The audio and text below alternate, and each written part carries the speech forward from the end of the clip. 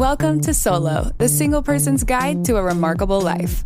Your host, a behavioral scientist and bachelor, talks to leading experts and successful singles about living solo and living well. Travel more, make things, sleep in when you want to. Here's the playbook for the person who is unapologetically unattached. Now, please welcome Dr. Peter McGraw. Welcome back. On a recent Solo Thoughts episode, number 5, I talk about how single people need a new narrative, a new way to think about their life, a story. In it, I present the 3 R's: recognize, rebel, reinvent, as a way to think about single living in a world that pushes you towards marriage.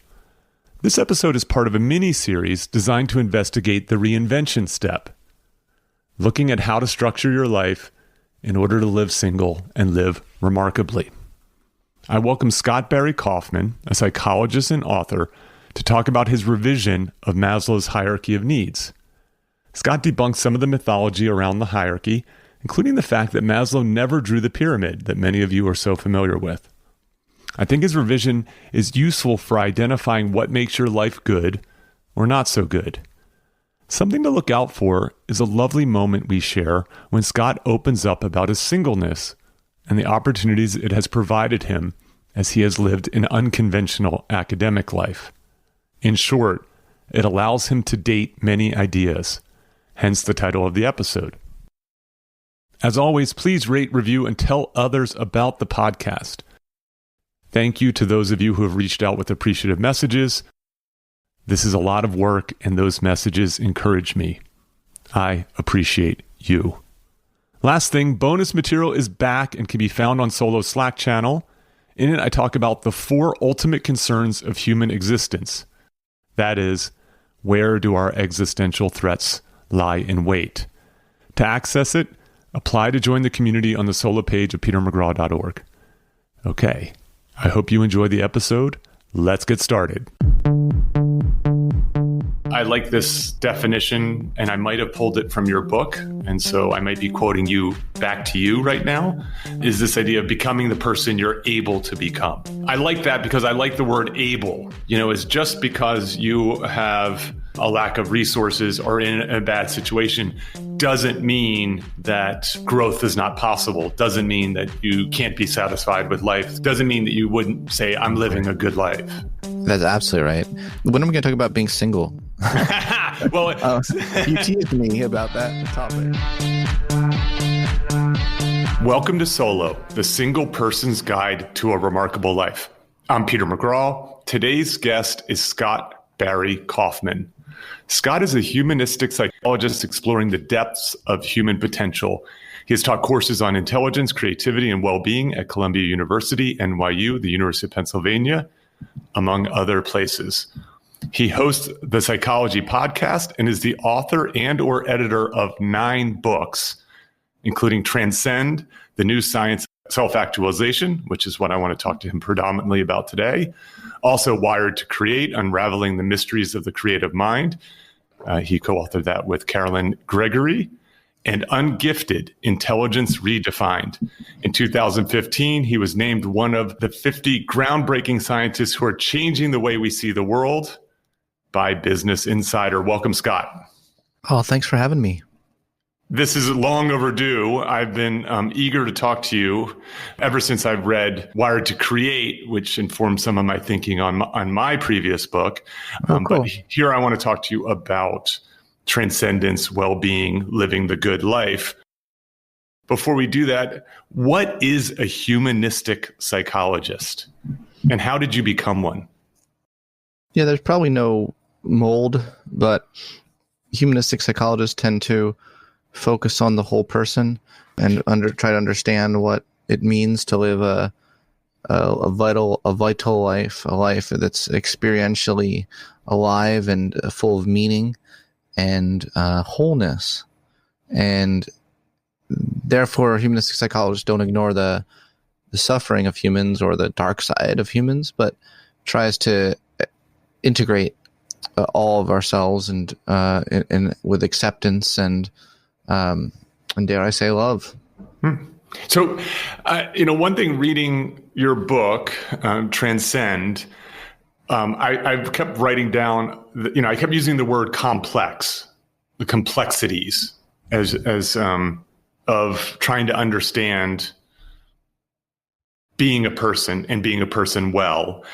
And as a result, my sense of this is that humanistic psychologists, they often don't do the thing that a lot of other psychologists do, which is to drill down to a very tiny, tiny phenomenon and then exert very careful control in order to sort of figure out relationships.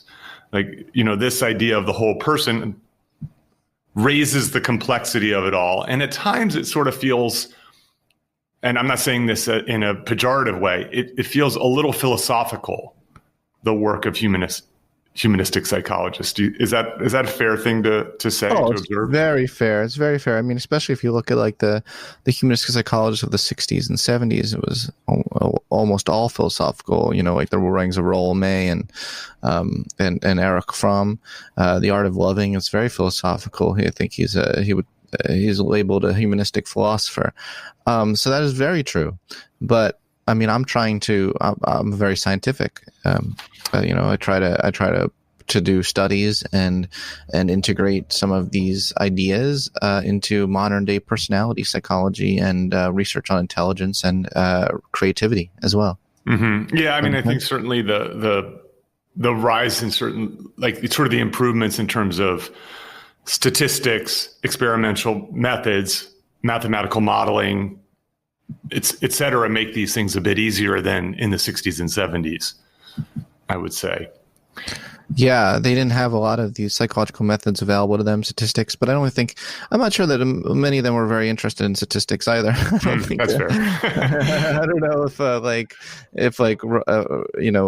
Erich Fromm was like opening up his SPSS statistical package and was like, I wonder what the correlation coefficient is. Right. Yes. I mean, but I am. Yeah. I mean, that's true. Like, there's sort of been this sort of bifurcation of philosophy and psychology. And I like your approach, which is you don't have to choose, that they complement each other. I think so. Yeah. I think so. And also, modern day positive psychology and humanistic psychology are kismet. Indeed. I agree. You needed the humanistic psychologist to sort of pave the way and to accelerate the positive psychology movement, which is only, what would you say, maybe 30 years old? Positive psychology. No, 20? I'm not that old. 1998 it was founded. Okay. All right. Yeah.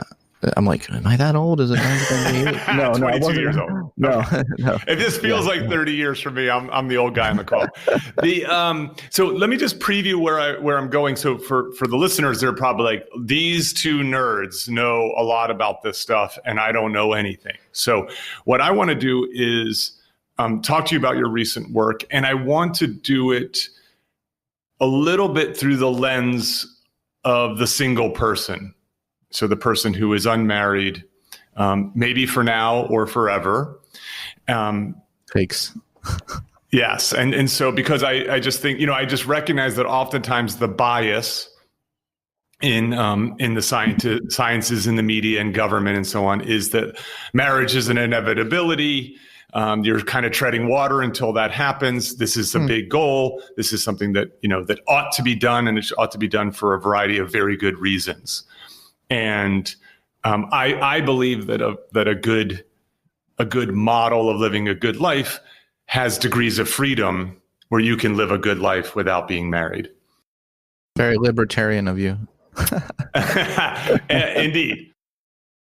So in your book Transcend, you have a character. The main character is Abraham Maslow, the creator of what's sort of typically known as Maslow's hierarchy of needs. If you've taken an introductory psychology course, you've learned it. If you've taken a consumer behavior course in a business school, you've learned about it. You might have stumbled upon it in the popular press and so on. It's kind of a well-known model. And I really like this part of your book because I feel like I get to know Abraham Maslow in a way that I had never got to know him. Could you sort of talk a little bit about this person who now still has an impact on the world? Yeah, I think he was just a really brilliant guy, creative, and ahead of his time in the field of psychology, trying to shift the entire field of psychology away from such a focus on what's wrong with humans and how we don't have much of a agency, to this idea of there are higher reaches of human nature. I mean, I still think even today in modern psychology, the field is still not focused on the higher reaches of human nature, and it could be hard to find a job as an aspiring psychologist wanting a tenure track position, who says in their application, I really want to understand self-actualization. It's like, they'll rather take the person who's studying the VA ventral, visual system of the brain or something. That's considered much, much cooler in my field than wanting to study what's, transcendence, but I don't know, call me, whatever you want to call me, but that's just who I am. I'm just much more interested in understanding what humans could be, not only always focusing so exclusively on what humans are, but trying to, and that's what Maslow was all about. He was all about that, is what humans could be. And it resonated so much with me. It just fired me up when I read his personal diaries. I read his writings, and it came across to me as so loving and hopeful, but while not ignoring the dark side of human nature at all. He called himself a realistic optimist, and I think I would call myself that as well. I call myself a rational optimist. So we are in very cool, in a close. You and Matt Ridley. Yes, I actually am prepping a solo thoughts episode that draws on a bit of Matt Ridley's work. Awesome. For listeners, like there's a book called The Rational Optimist that I liked quite a lot. So one of the things that I think is really cool about this is you went back to the original writings, which is something that a lot of people don't do, and reading his diary, reading his papers, and so on. And as a result of it, you sort of have uncovered some of the myths of Maslow's hierarchy of needs. And so if you don't mind sort of just give the listener a brief primer, jog their memory about the way the world sort of sees Maslow's work. And then if you don't mind, talk about how it's been misinterpreted, how it's taken on this sort of mythical status that's not exactly accurate. I think a lot of people think of the pyramid with connection, self-esteem, and security at the bottom of a pyramid, and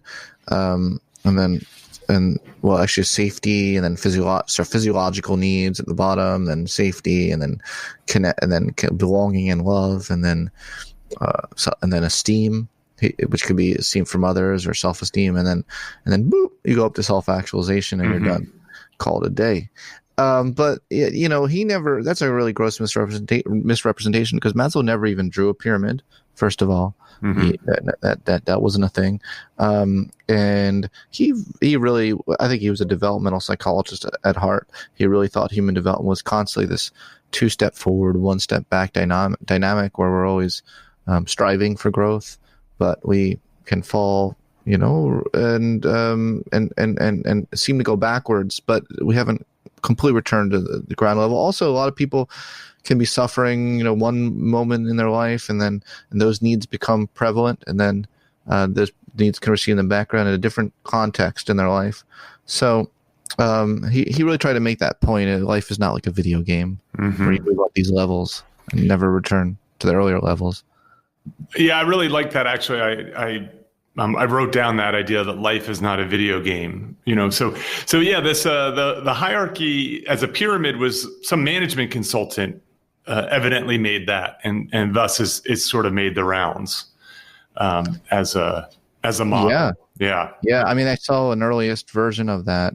Todd Bridgman and colleagues reproduced it in their great journal article, and trying to trace the origins of the pyramid. And I think one of the first iterations, it was a stepladder kind of thing with the self-realized man at the top with a flagpole, with like putting a flag in like conquering, very masculine, sort of notion. Yeah, I mean, I think that, yeah, of course, like, is it any surprise that the management consultants, who advise very competitive people who are trying to become, wealthy and build big businesses would set this up as a series of steps that you have to achieve? No surprise. Yeah. So that, I want to just reflect on a couple things that you said already that I really like. Like, I like this idea that, that life is messy. You have good days and you have bad days. You have victories and you have defeats. And yet there is a striving to live this good life, to make your situation better off. And that some people are, by virtue of luck, by virtue of their hard work, by virtue of their skills, kind of, doing better than others. It accommodates this change developmentally, in life. And the other thing is, I like where you are going with your revision of this, is that it allows for individual and cultural differences. It allows for differences in terms of development, that there is not one way to live a good life. Absolutely not. And I think that one can actually live a good life without even to fully really feel like they're self-actualizing. I think some people live a really good life through their connections and their community, and are quite content with that as it. That's it. Some people, some people are, people can choose what works best for them. And I really wanted to emphasize that in this book. This book gives you various options on the table, but at the end of the day, you have to choose what good life works best for you, and own it, and accept it. And for some people, it's a lot harder to fully express themselves because of the environment. What they want to self-actualize is not societally acceptable, or not acceptable by some political factions, etc. I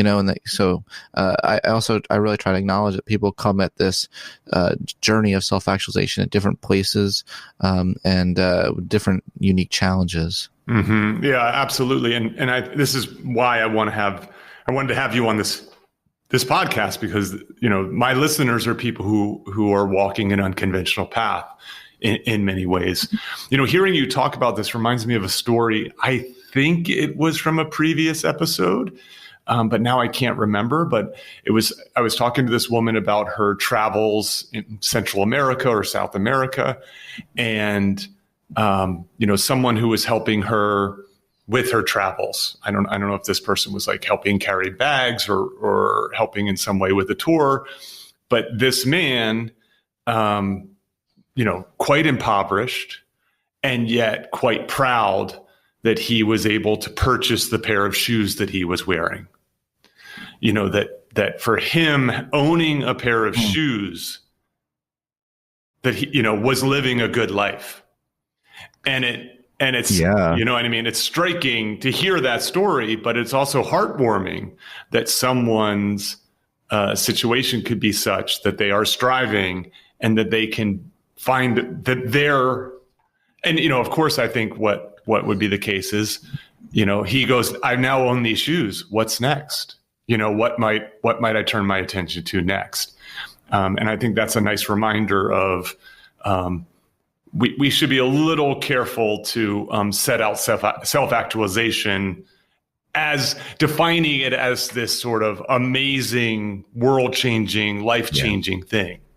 I think that's right. I've always found it interesting that I saw a documentary on North Korea once, and Americans, they just assume everyone in North Korea is like so depressed, and it's funny because Americans don't realize how depressed they are. Indeed. It's like, oh, really? You're going to talk about another country as, oh, they must be so depressed because they don't have freedoms. We have a lot of freedoms, and we're all the most prescribed, anyway, antidepressant medications in the world. But then this documentary, it always just struck me how they interviewed people from North Korea, and I mean, I guess the cynic could say, oh, well, they're forced to say that, or they're scared to say that, but they're like, oh, I'm really happy. Like, I feel like so much of my needs are met. I don't have to think about it. I don't have to. Now, look, I don't want to be misquoted here and be like, oh, well, Scott's like, pushing for a totalitarian regime. Like, that's what Scott's saying, is that's what we should have. He wants to have he wants to turn America to North Korea. Okay, calm down, everyone. But I'm saying, we have so many assumptions of oh, well, that person must be suffering. Oh, we look at a homeless person, they must be suffering. In the slums there's research that shows that in the slums of Calcutta, a lot of the individuals that live on the streets there report higher levels of life satisfaction than the average American. So there's something else going on there. If you can cultivate a sense of community, some people are just really happy and feel really satisfied in life with living in a society where there's just a lot of social aspects to it, and a lot of people helping each other and caring for each other in a personal way. So look, we just need to keep an open mind, I think. Yeah, and I think what it does is it suggests that there's no one right way to do this. So this term self-actualization gets thrown around a lot, and I like this definition, and I might have pulled it from your book, and so I might be quoting you back to you right now, is this idea of becoming the person you're able to become. And I like that because I like the word able. Is just because you have a lack of resources or in a bad situation doesn't mean that growth is not possible, doesn't mean that you can't be satisfied with life, doesn't mean that you wouldn't say, I'm living a good life. That's absolutely right. When are we going to talk about being single? Well, you teased me about that topic. Well, what I want to do first is talk about your revision to Maslow's work. Okay, I'll trust your process. Yes, and because I want to get that, and then I want to turn our attention to the implications for single living, if we can. And so I really like what you've done with this, and so I'm just I'll tee it up and then turn it over to you. Is you've turned the pyramid into a sailboat. I have. Yeah, I think that's a better metaphor for life. How so? Well, life, I think, is something that is to be experienced, is an experience through the vast unknown of the sea. And we try to integrate our whole sailboat as much as possible, or all the parts try to harmoniously operate together. We want the boat to be secure. We want to open our sail and move towards a purposeful direction with our values, despite knowing that things could come crashing down on us at any time. There's just so many aspects of it, where there are other sailboats in the sea with us. We're not the only ones in the sea, folks. Even though we're moving purposefully in our own direction, the waves can come crashing down on all of us, can ruin all of our plans at once, and then we all realize we're in the sea together. There's a million different aspects of this analogy that I think are better than a static pyramid scheme. Life's not a pyramid scheme. Those who think it is, they go to jail. Yes. Yeah, I really liked it. And we'll get into the parts of the sailboat here in a moment. But I like that idea that, yes, right, there can be a storm on the horizon. The wind might not be blowing in the direction that you want it to. That sometimes you talk about, sometimes you catch wind and you're just moving, and it's just beautiful. It just feels good and right. Yeah. And so on. And then also, just at the very basis, is you just want a secure boat. You just don't want a boat that tips over easily. It's so fun. So you conceptualize this analogy as these two parts of the boat, right? The sort of base of the boat and the sail. And which do each of those represent? The base of the boat represents security and stability. Like an anchor, and the sail represents growth, or what some psychologists refer to as plasticity. You have to adapt. You have to be adaptable. You have to be vulnerable to the threats. Well, vulnerable not in the sense of like being vulnerable, but in the sense of being vulnerable. Okay, that didn't make any sense. The way I think about this, if I may, is like to be brave, right? But bravery is an act of vulnerability. Yes, that's what I'm saying. Yeah, it's brave to act despite your vulnerabilities. Mm-hmm. That's what I'm trying to me. That's I should say bravery. I'm going to think about that. That's really interesting. Yeah, my whole reframing of the whole thing. Okay, so this idea of security. So what makes up security? So in that way, I mean, it's not like you throw out Maslow's ideas entirely. What you do is you sort of reincorporate them, right? So, he talked about the value of safety and security as a very important starting point in many ways to be able to pursue growth.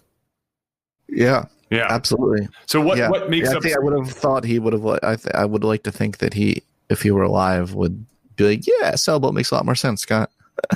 Yes, you know what? I have a feeling he would say that. Yeah, actually, yeah. I think he'd nod and with his mustache and like, this makes sense. This makes more sense. Yes. Yeah, and I mean, I think this issue is, and I mean, in many ways, this is not an indictment of Maslow's thinking. Like, this is what. Right. You're standing on the shoulder of a giant, and someone will likely stand on your shoulder someday. That'd be nice. I think that's an important thing to acknowledge, is that you don't have the sailboat without, I wouldn't say without the pyramid, but without the makings of the pyramid that's there. So what makes up security in your revision here? What are those elements? I mean, let's talk about this practically for a moment as a person, right? So if a person's sort of taking stock of their life and they're going to use your sailboat analogy, and they want to think first about the security, they want to think about the base, they want a boat that doesn't tip over easily. What are the kind of things that they should be sort of assessing and thinking about and perhaps trying to improve or address? Well, first of all, there's some things that one can't control, like environmental factors that we live in that cause us a lot of unpredictability in our environment and harshness. Mm-hmm. And we're growing up with parents who are abusive. It's hard to control that. So there are safety concerns that are really important. Mm-hmm. But I have also talked about the need for connection and seeking out high quality connections that aren't necessarily. I distinguish between belonging and connection. So a lot of people search for belonging and join groups and political organizations and activism and things in order. Maybe they don't even care about the cause, but they're just trying to like connect with people. They just want to feel like they belong in some way. And then they feel like, they still feel lonely. And I talk a lot about the importance of real connection. Just a couple people in your life can be enough. I mean, one. Yeah. So the point about, you're talking about movements and so on. I haven't read the original research. I've just heard someone speak about it, and so I should be careful about repeating it. But the idea that when you have a social movement, let's say protests, right? People who are engaged politically and so on. There's sort of two styles of people. That is the people who really care about the core issue. Yeah. Right? And then there's the people who like, hey, this is a fun party. You know what I mean? Like not in that sense, but like, oh, this is energizing. This is fun. There are people here. There are people here to make friends with, to date, to belong to something. And of course, you need both of those people, because you just need a lot of people in order to create social change. And what's I think really fascinating is that basically social change is in part motivated, accelerated by people who just want to belong to something that feels right. Yeah, I think that's right. And I think that I've been really interested in looking at violent extremism, and there also are very radical social movements as well, and really looking at what needs that fulfills. I mean, as a humanistic psychologist, I look everywhere I see. I'm like, what need does that fulfill? Like that's my question about like everything every behavior that I see. Yeah, I mean, I feel the same way. First of all, I don't think that is a bad thing. I think that is a feature, not a bug. The idea that once you have a model, and you get to see, I mean, a good model, a good theory really just helps you solve problems. And so if you're able to apply it pretty widely and explain things and solve problems, then it suggests that you've got a pretty good model. there. So the one point, we'll start to tease some of the singleness stuff is anybody who's a frequent listener of Solo knows how I talk about how important it is to have a team. I think it's fundamental, especially if you're not pursuing the one, that you have the ones. And this might be, this should be both personal and professional. That is, professional support in your life. If you can have a therapist, or at the very least, I joke, you should have a good barber that you can talk to about your problems. But then, friends and families, both deep and shallow connections that you can rely on to celebrate good times and to commiserate difficult times. People that you can pick up the phone or text when you're in need, and that having that broad network in many ways is even more beneficial than having that one person, in the sense of, you're not wholly reliant on a single other that's there. And so I like this idea that your notion of connecting belongingness gels with this have a team philosophy that I don't think people are often sort of taught and encouraged to do. Or even like that married people are encouraged to keep.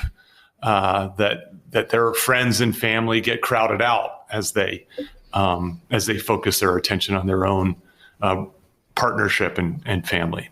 Yeah. You know a lot about that topic. Well, yeah, I've been thinking about it a lot lately. So on the growth side of things, so this idea that you have a good enough boat, right? It's not going to tip over easily. You have this chance to grow. And so what are the elements in that sail that lead to this chance to catch wind? Well, the base of it is exploration. That's the spirit which pervades all forms of growth. And then we have purpose. Then we have love. I mean, there's no real order to this. They operate as a unit. Mm-hmm. I should say the whole unit. Exploration, love, and purpose operate together in tandem to together realize transcendence, to allow us to ultimately get outside of ourselves and transcend our ego and contribute to the good society. But a lot of people shoot for transcendence, and they're not. They don't have a very. They shoot for transcendence on a very faulty foundation. What do you mean by that? Well, Maslow referred to it as pseudo growth, but I call it a pseudo transcendence. A lot of people want to. You can go back to the violent extremism example. A lot of them want to have transcendence. They're yearning for a spiritual connection of oneness with all humans. They're desperately lonely, and so they try to have that fulfilled by some of them blow themselves up. Right, but that didn't satisfy their need for connection. Mm-hmm. It's a faulty foundation. They're so they're living in a very deprived state of transcendence. Whereas the transcendence that I'm talking about is one that's motivated by love, exploration, and a purpose, but in an integrated fashion. Hitler had a purpose, but I wouldn't say that he was having healthy transcendence, mm-hmm. And I do distinguish between healthy transcendence and unhealthy transcendence. Yeah, I think this is so interesting. And this is really, this notion of transcendence is something that Maslow was working on in his own revision before he died. Is that right?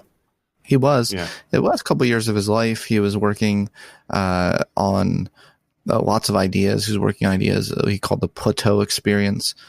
Which is this experience in our lives where we kind of feel this transcendence and appreciation and wonder on a more even keel basis, as opposed to these one-off or magical peak experiences, highs. It's more of a mid-level experience of transcendence. He was working on this idea of theory Z, arguing that there are these transcenders, which is a specific type of self-actualizing person that is transcending things. So he was just really interested in all sorts of these kinds of ideas. For sure.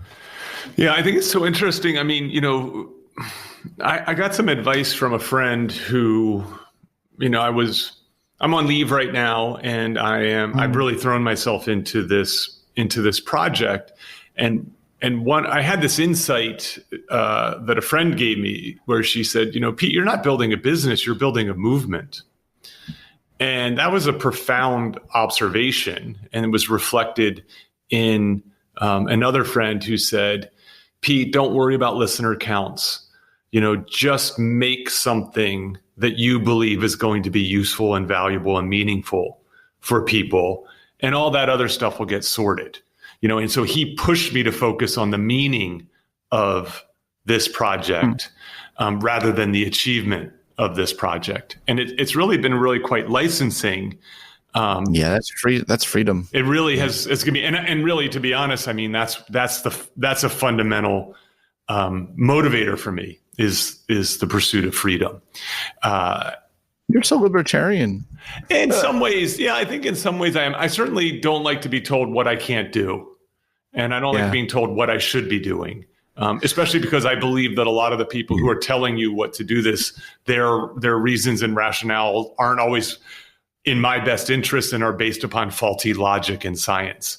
And so in a world where we're regularly realizing that we were wrong about things, right? It's like fat was bad and sugar was good. And now it's the reverse. I'm always very cautious when someone says this is good and that is bad, because I'm not always sure that that's going to hold up. I agree. It's there. Yeah, and so, I think that there is this idea, and I think this is where the pyramid and the idea that life is a video game does people a disservice, is that imagine you're in a world where you're just focused on security. Yeah. Right. You're just trying to put shoes on your feet. If you believe that you need to be self-actualized, that you need to be transcendent, or transcended, forgive me for not knowing the right language. Now suddenly getting the shoes on your feet is not as satisfying as it ought to be, and is not seen as enough of a step in the right direction. And the way I think about my own life is I basically was focused on safety and security, on my boat for 40 years. It wasn't, maybe I'd say 35 years, but no, close to 40 years. And so only then was I able to start to, and I had to force myself to move from a scarcity mindset to an abundance mindset. And I still struggle with it. And so I think that the way that you have set this up is it takes a lot of pressure off.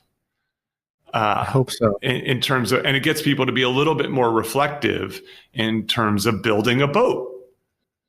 It's hard to build a boat while you're in a storm. You know what I mean? Like, it's just a matter of Here's an interesting thing, though, for some people, but there's individual differences even in that. True.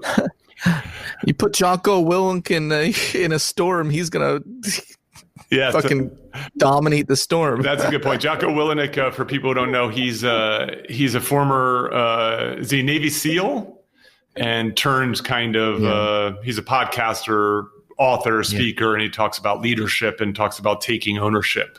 He wakes up at 5 a.m. every day. Yeah, he's hardcore. He's built like a brick house. Yeah, but your point is very well taken. Yeah, I just think it's consistent with this idea that being focused on the person as in a positive process that is there. I think that's really great. So I have a question for you about. Maybe it's connected to the growth side of this, but there is a lot of work on well-being. There's obviously sort of the traditional work that I've talked about on the podcast about meaning versus pleasure, and as paths to well-being. I'm a big fan of Martin Seligman's model, the PERMA model, which I've talked about at length in previous episodes. My sense is these models, and in the book you have you talk about sources of well-being, and there's dozen of them or so. Things like positive emotions, which is connected to the PERMA model, positive relationships, mastery, personal growth, autonomy, etc. How do you kind of reconcile these sort of models of well-being with your sailboat metaphor or analogy? I always get metaphor and analogy mixed up. Analogy. Well, I think the framework that I put forward you can slot any form of positive psychology topic in there. I mean, you really can. What do you want to map it onto? Which model of well-being? There's the Carol Riff model. There's Martin Seligman's PERMA model. All the components are there in my sailboat. Actually, Marty, who I worked with for years, the Imagination, we ran the Imagination Institute together. Emailed me, said, "I love the sailboat." So I don't know. I think it's mine is a model of human needs, whereas theirs not a theirs is kind of different types of well-being. Mm-hmm. They're more looking at the outcome.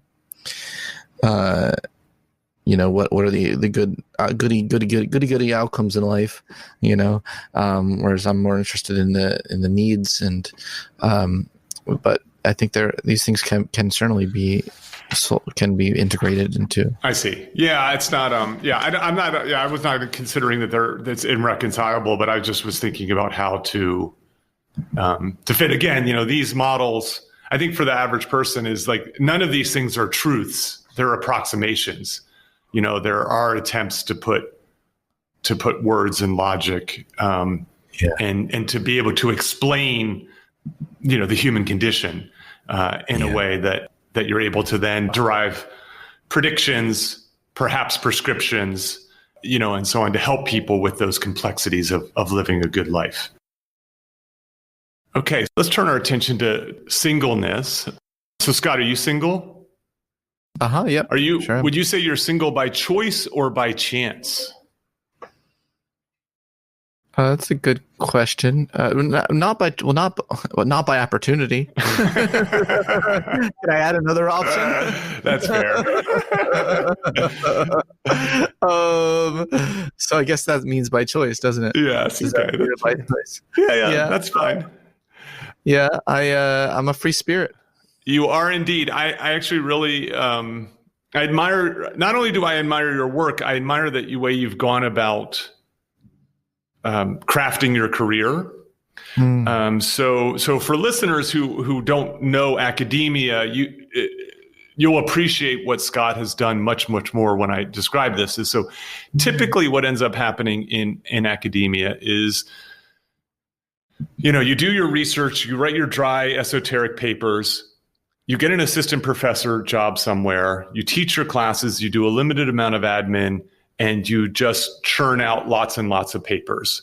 And you hope and you pray, and if you're good and if you're lucky, you get this magical or so-called magical thing called tenure. And then you can start doing the work that you really want to do. But what usually end up happening is you end up just doing the same kinds of stuff that you did before because you're good at that, and the academy finds a way to just keep rewarding what is often, to be honest, small thinking.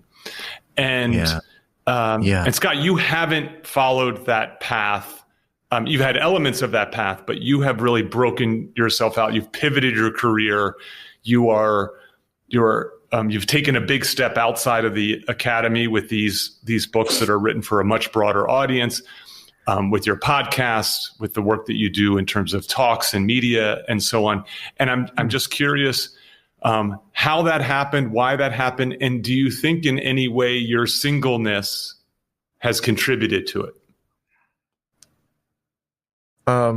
These are really amazing questions. Suddenly you just inspired me. I was like, well, if I ever write an autobiography someday, like 50 years from now, if I ever write one, I think the perfect title for it would be The Unconventional Academic. Oh, yes. Yeah, I think that'd kind of be like, I think I just figured out what my autobiography title is. But anyway, you're right. I've definitely but I started in a very conventional path. I did all the things that one does to be a conventional academic. I went to Cambridge University and I studied traditional IQ measures with Nicholas McIntosh, who's a British psychometrician and behavioral theorist, researcher. I went to, you talk about traditional British, it doesn't get any more. I mean, maybe the people at Oxford would disagree with me, but it doesn't get much more traditional than Cambridge. Yeah. Yeah, no, it really doesn't. And then, go Yale, PhD. All this stuff, there's a very conventional path. I always knew that if I wanted to change this system, I needed to do the classics first. It was like I used to want to do musical theater. And then my voice teacher's like, we need you to do opera first. So musical theater was thought as the not serious, thing as much as opera was serious and good vocal training. I don't know if that analogy hits any of the listeners, but yeah. I'll give you my version of this. So when I first started studying humor and decided to write this travelogue, memoir, pop science book, one of the things that I decided that had to happen was that I was not going to take my foot off the gas with regard to my academic publishing. And it nearly killed me to do both simultaneously, but I just knew that I needed to have the peer-reviewed, vetted, scientific, traditional work that was going to underlie that in order to be able to then to start this new branch that was there. And so I've been able to sort of, now I can forgo some more of that traditional work, but because that's sort of the game, that's sort of the rules of academia, that's sort of the foundation, that's just what you needed to do. And so it sounds like you set out on that path at first and then built the base. Yeah, it seems like we had parallel paths in a certain way. Yeah, that makes a lot of sense. And I had there's a lot of there's a lot of like complexities to your question, which is requiring self-examination on the spot. But that's good. This is good. There's a lot of elements. I'm a very I'm a very like quirky guy. The more you become friends with me, my friends, it's something that they like about me. So that's nice. But I'm a very quirky guy. So I think that there's combinations here. So I'll say like in college, I was studying with Robert Sternberg. In grad school. Mm-hmm. Grad school at Yale, my advisor Robert Sternberg, who tell you the redefining intelligence. And when I in college discovered the writings of Robert Sternberg and Howard Gardner and all of these ideas of going beyond intelligence, I knew that's what I wanted to do. I was so single-minded I want to redefine intelligence. I want to help children. I want to make some sort of impact in the education field. And I also was accepted to work with Howard Gardner at Harvard Graduate School of Education. And people said, well, really, you could probably have a bigger impact not being in ed school, but starting off and getting a psychology PhD and then trying to make an impact in education. Mm-hmm. So that's the route I took. I see. So I always had that idea, if you see what I'm saying, right then, that I was going to someday branch out into something more real world. So that was that. But I got struck by a bug in grad school, the blogging bug, with Psychology Today. I did an interview with, sometimes you don't know there are certain things that are so you until you do them. Matthew Hudson who was at Psychology Today at the time, was actually doing an article on humor, I believe. And he interviewed me about this intersection between sex and humor. I was doing some research work with Jeffrey Miller at the time on humor as a mating display. It was actually, there were parts of that paper that were actually funny. But anyway, and he interviewed me and he said, you know what, Matthew Hudson, after the interview, said, you know what, we're just starting this new blogs network at Psychology Today. Does that interest you at all? Would you like to be one of our initial bloggers? And I got that bug, and I was like, wow, I always loved writing. I loved writing as a kid. I did creative writing a lot. I always lived in my fantasy world. Like I always lived in my head as a kid because I was in special ed. That's a whole other story. But I kind of developed this whole fantasy life. But but yeah, I loved writing, and this, I started doing a couple blog posts, and then I was hooked. And my advisor at Yale at the time, it wasn't Robert Sternberg anymore. Robert Sternberg left after my first year at Yale. That tends to happen in academia. Yeah. I mean, my dream, everything I want. I worked so hard, and he's like, peace. But yeah, my advisor, the new advisor, who was more of a neuroscientist, he's like, you'll never get tenure if you do blogging, And I was like, you know what? I don't care. Like, this is what I love. I love this. So I kind of like started to ignore the people were even in grad school were saying, Scott, you need this amount of publications. You need this if you're going to get. And I was like, you know what, everyone, I'm going to follow my heart. And I made a bet on my heart and moved to New York with my good friend Elliot, who got a philosophy postdoc. He was actually I would say my best friend at Yale. We were suite mates, so we shared a bathroom, and he moved to New York. I was his roommate, and I started got to New York. I was an adjunct professor again. I didn't hit the ground running out of PhD in any traditional way. Adjunct professor, and started working on my book Ungifted, and that was my dream then, was to write Ungifted and change the education system, and that's what lit me up. And then you asked me, how does this all relate to being single? And it all relates to being single. Okay. It does. It does. It all relates to it. I mean, I was just that's what I wanted to do. I wanted to, this is such a deeply personal thing, but I remember I was, there's a woman at Yale who I was dating. We're on my bed and in the dorm room, and she's like, do you want to be my boyfriend? Do you want to take this really seriously?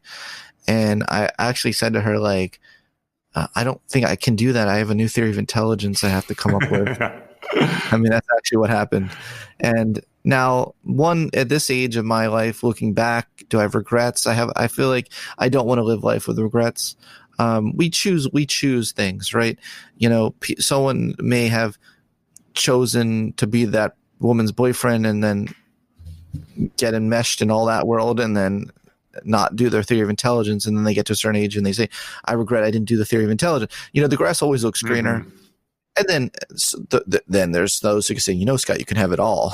You're allowed to be in a relationship and come up with a new theory of intelligence. And yeah, people have told me that. They're like, you have this binary dichotomy, or you had in those early stages of your life, I don't know. It's tricky because I mean, does one do 9 books, with a family, what are the trade-offs in life? I'm continually thinking about that and trying to weigh all this stuff. And I do have a very free spirit. It really is part of my essence, a really free spirit. So I like, I like to just have fun, and I have a lot of fun with women. I've never said that on a podcast before. and that's something you should be unapologetic about. I think that if that's something, it's a little embarrassing. No, I don't think it's embarrassing at all. I think society wants you to be embarrassed by that, because society wants you to choose one person and stick with that person until one of you dies. Yeah. And that I think that certainly undermines the how wonderful it is to meet lots and lots of people across life. And some of those relationships might be short and some of them might be long. And that there's a lot of growth that comes from those. And those relationships may become romantic, they may become friendships, they may bounce between. I think that there's a lot to be said for someone who decides to embrace that element of their life. In the same way that people who may embrace that they are a loner in their life, that they are asexual, that they are aromantic, and that there is nothing wrong with that, and to acknowledge the fact that those things provide opportunities in other ways, in the same way that a pursuit of marriage might inhibit opportunities. So I think that. Well, thank you for being so open-minded and accepting. I appreciate it.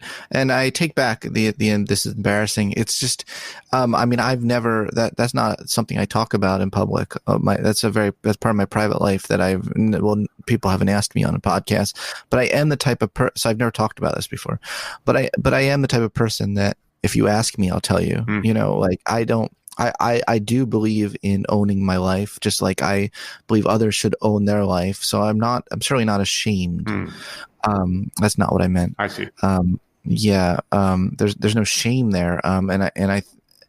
So it's funny. Like, let me take back. I'm embarrassed, but I'm something. I'm feeling something right now because I've never talked about that domain of my life is not something that I have found relevant in discussing in the work that I do and talking about, like creativity, and it just hasn't come up. Indeed. Yeah. Well, I thank you for your bravery. Thank you for your vulnerability, Scott, because that's what you're doing. And I think the issue is why don't we have this conversation is my point. Like, why is it that people can't say, oh, this is a choice that I have made, and it may not be forever, but at this point I'm comfortable with it. Like, I'm astounded by your productivity.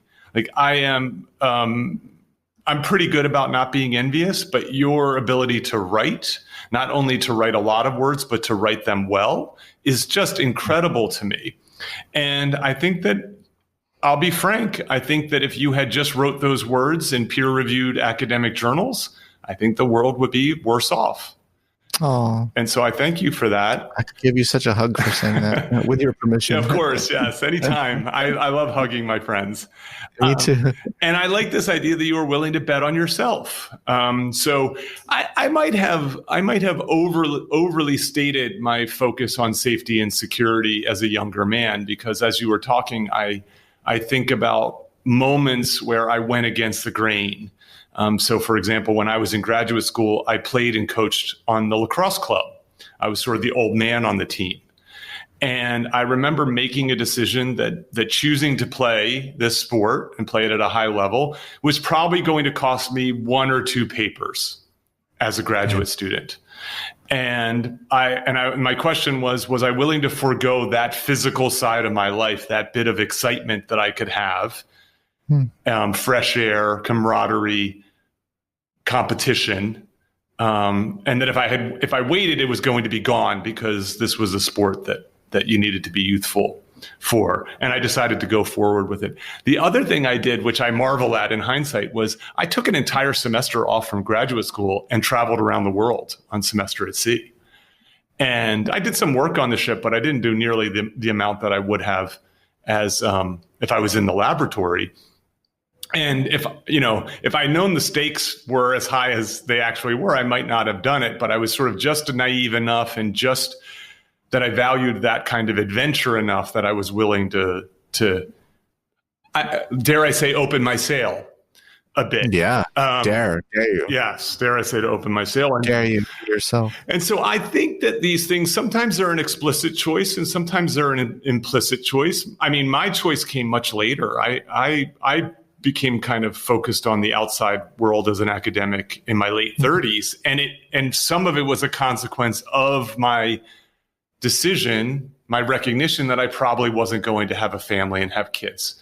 And how was I going to use that extra time and energy and resources? And really, that's sort of fundamental. There's sort of 2 fundamental elements to this podcast. One is to celebrate the good parts of single living. And the other one is to acknowledge that one of those good parts is the opportunities that it provides you that's there. And so are you single? I am. Yes. Okay. I'm single, but I date. So you have fun with women too, or men, or whatever? Yes, I do. I have fun with my male and female friends, and I have intimate fun with with women. Yes. So do you have you heard of Bella DePaulo? We are pals. She's been one of my most popular guests in episode 2, The Science of Single Living. That's great. I adore her. She also is walking a similar path that you and I have, where she was compelled to step out of the academy, which I think for sure. Oh, for sure. And she also, me and her were blogging at Psych Today, like when it just started. Uh-huh. So like there was just like a small group of people. So I read her work very early on. Maybe that subconsciously influenced me. Yes, I call her the godmother of single living. Yeah, she really singleism. Yeah, she was at the forefront. She was doing this stuff. I feel early, and she was way early, 15 plus years ago. That's there. I do her. One thing I want to highlight, and this is something for the listeners to, I think is worth paying attention to as you think about your sale, is that you noticed that you had something with the writing and you had something with the blogging in particular. And even though it was unpopular, even though it was unconventional, you leaned into it without knowing where it would take you. Definitely followed my heart. Yeah, that's great. And I knew what I loved. You know what? I've always been that kind of, like if someone tells me no, don't do something, then I do it. I do exactly that thing, even more full force. Yeah. I'm my grandmom called me stubborn when she was alive. Yeah. Yeah. No, I know. So sorry, listeners. Scott and I are bonding right now over our shared similarities. What's interesting for me is that I don't have that gift of writing. For me, it is something that I've had to work hard to develop. But what I have recognized is, boy, can I talk. If I may be immodest for a moment, boy, can I talk. And own it. And the podcasting really agrees with me. I'm already on my second podcast. And I can imagine this will be the case in the academy where in the same way that there are academics who write books for others than an academic audience, that you're going to start to see more and more academics lean into this medium that I think, talk about reach, is a good one. Can I tell you something? Please. If you Google my name, you know how it says like what are popular search terms for your name? Yes. The number one is Scott Barry Kaufman wife. Is that right? People are searching to see if I have a wife. Isn't that crazy? Number 2 is net worth, Scott Barry Kaufman network, then LinkedIn, then intelligence, then Columbia, then books, then all the others, then where does he live? And then test. I don't know why test. But so isn't that interesting? Number 1 is wife. Well, maybe the test one is undergraduates trying to find one of your old tests. Oh, I see tests. Test bank. Actually, that's a really good point. That's probably what it is. It's my students. I have no idea what mine will say. Yeah, That's fascinating. Yeah, look, I mean, I think that's so illustrative. So one is because you keep your professional and personal life sort of separated. Thank you for your willingness to bring them together here. Is people are curious about that, and it's so interesting that their first step is to think about your marital status. I mean, if you want to talk about how pervasive this path is to look at, that they're not saying, is Scott Barry Kaufman single? They're asking, does he have a wife? I know, that's the thing. Is that fascinating? Yeah. Or who is his wife? It's like, with celebrities, there are people like, who is, this person's wife? It's like, mind your own damn business. Yeah. And I want to be able to do is to say, for people to be comfortable. So I put bachelor into my social media profiles, and I remember being reluctant to do it. It actually was a moment in time where I felt like I crossed a threshold. And I did it in part because no one has any problem saying husband, father, wife, mother. You know what I mean? Like, people will lead their profiles with that. Such a good point. And yet I found myself kind of, how will I be judged? What will that say? And so on. And so I put it in there in part as an act of defiance, and, in part to try to co-opt this language. Good for you. I'm proud of you. That's very nice. Now, the thing is, it's interesting to see what people lead with in terms of their identity. Like you found the need to do that, or no, that's not found the need. I mean, that didn't put it in a positive way, because I think it's a good thing. It felt empowering. It felt empowering to do that. I've never felt like, why would I lead? Like, why is that even? That's not even part of my identity at all. You know what I mean? And a lot of people feel the need to put he, her, they say they is their, and that they lead with that. That's my pronoun, and they put that. If you look at people's bios, it's interesting to see what people lead with. I just lead with I'm a humanistic psychologist because that's more central to my to my whole being. But it's interesting to think about that. Yeah, and also, the way I think about those bios are, of course, I don't put my whole life on display with social media while other people do. But I did the bachelor thing. If I was a husband, I'm sure I wouldn't put husband on there. I'm really not typically that type of person. But I put bachelor in there because one is I wanted to support this endeavor solo, which again, I was reluctant to put out into the world. And that I thought it was going to be empowering. So let's get back, and maybe we can finish with this, is for the single listener, right? Recognizing that the people who listen to this podcast are, again, maybe single for now, maybe single forever, maybe single by choice or by chance or some combination thereof. But the one thing that they all share is this belief that being single is not less than, that this is a time in life to be celebrated and to be embraced. And so when you think about your new model and what you understand about the whole person, what advice would you give them, in terms of for them to think about your life? Now, of course, I think that they should get your book and read it deeply. It is. Thank you. It's so filled with such good information, including appendix with exercises and things to do, that it's a worthwhile read for people who really want to dive deeply into this. But what advice do you have for them in terms of embracing the opportunities and celebrating their singleness? Well, like I said earlier, there's a lot of trade-offs in life, and you have to own your trade-offs, own the things that where's your heart sending you. I've fallen in love with ideas, and I really have, and it happens periodically. And then I read a new book, and then that's done, and then I've fallen out of love with it, and then I have a new one that I fall in love with. We're talking about ideas, so I'm polyamorous with ideas. That's the first time I ever thought about that, but I'm gonna tweet that.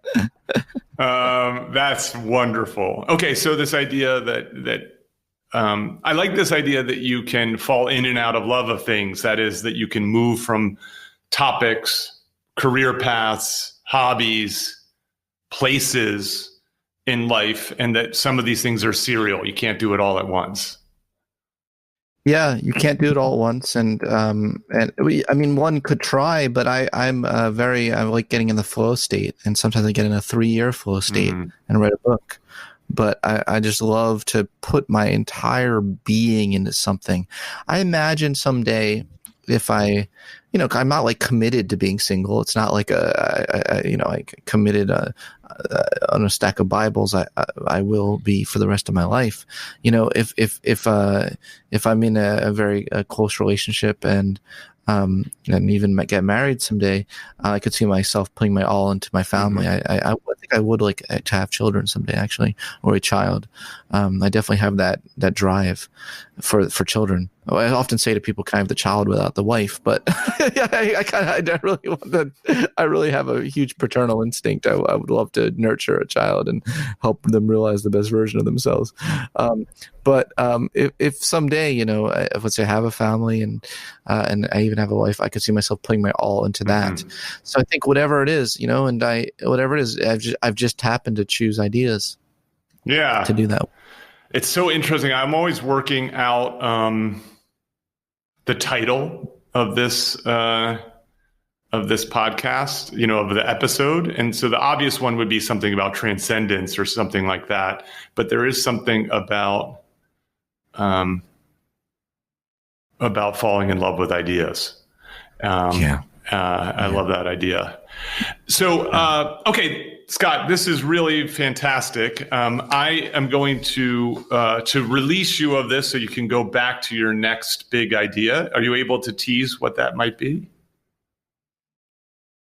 Yeah, I'm working on a really big project relating to vulnerable narcissism. So, okay. Yeah. Then I'm going to have you back someday to talk about vulnerable narcissism. Let's do that. Yeah, let's do that, and it's I just want to commend you for your amazing acceptance and open-mindedness and drawing out of me some things I've never mentioned in public before. Well, this was really fun, and I've learned a lot. And I am going to I'm going to let you go, but I'm going to have some bonus material that I'm going to do on my own, which I pulled from your book. So this is for the solo community. For those of you who are not aware of it, I have a private Slack channel for the community. I'm going to post the bonus material there. You can sign up for it, apply for it on the solo page on petermcgraw.org. I'm going to talk about Irvin Yalom's 4 Givens of Existence, which I was unaware of this work prior to reading your work, Scott. And so I'm going to talk about those, and it'll make a lot more sense if people tune in.